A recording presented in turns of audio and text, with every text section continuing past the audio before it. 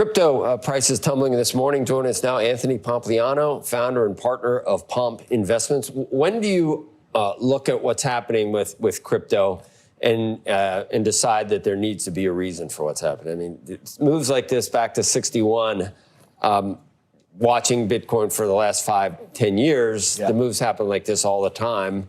Do you have 3 reasons why Bitcoin has come down from above 70 to where it is now? I think it's important first to put it in context, right? Bitcoin's up 40% year to date. It's up 100% over the last year. So in terms of volatility, this is pretty expected. What we've seen in previous bull markets is that there's 4, 5, 6 different drawdowns of 30% or more. We're down about 15% or so. So this is right within kind of the band that you would expect. I think that what occurs is when an asset goes up a lot, people start to take profit. And so what we've seen is this explosive rally to start the year. People naturally take some of that profit. We're also seeing a lot of people doing the basis trade where they're basically going long the spot market and they're shorting futures. And so what that is doing is it's dampening some of the volatility, which allows for leakage and some selling.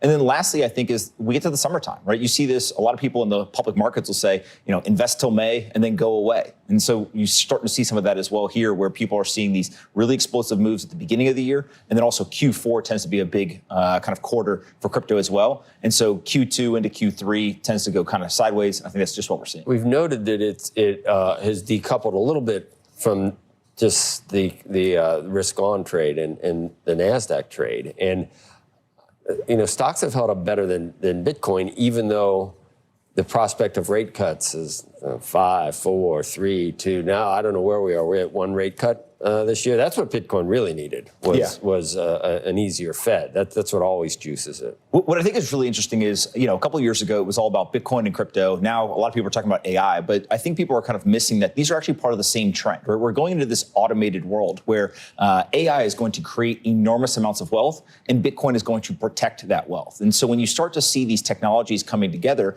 you know, an easy way to see that intersection is what money are the machines going to use? Then why is it diverging?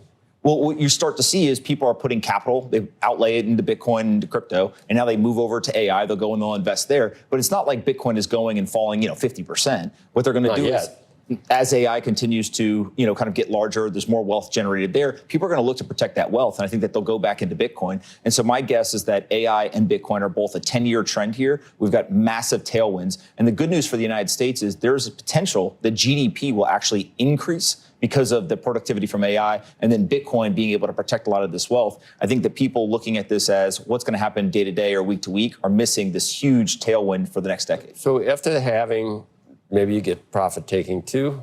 Is that part of what? Historically, we've seen a run up into the halving, and then we've seen sideways to slightly down. This is the first time you had a spot ETF, though. Correct. Are they have as much Bitcoin as they need now to satisfy clients? No, I think that what we've seen in the ETF flows, when you go and you analyze it, about 80% of the flows into the ETF were actually retail, right? People thought it was going to be big institutions, but only 80% was retail from some of the analysis. What takes a long time inside of these organizations is they've got to go to their investment committees, they've got to make a case, they've got to go through the approvals. If you're a financial advisor, the number one job you have is don't get fired. And a great way to not get fired is to make sure you've done the work, make sure you're risk mitigating, and really understand what you're about to buy.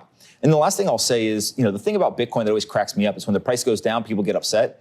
But I always tell them, you maybe should go check what you own. Because if you have true conviction, when the price goes down, you should be excited to go buy more of it, right? And so I was literally saying this morning that I'm going to go to the office, I'm going to go buy some more, right? And the reason why that's so important is as the price goes down, if you have a 10-year time frame, you're just getting it at a cheaper price. You're dollar cost averaging down. And so I do think that Bitcoiners, more so than almost any other asset class, historically they've bought, they've held for a long time, they continue to dollar cost average, and they're using these timeless investing principles to create real wealth for themselves. I don't know, if you bought at 8, it's tough to buy at 60.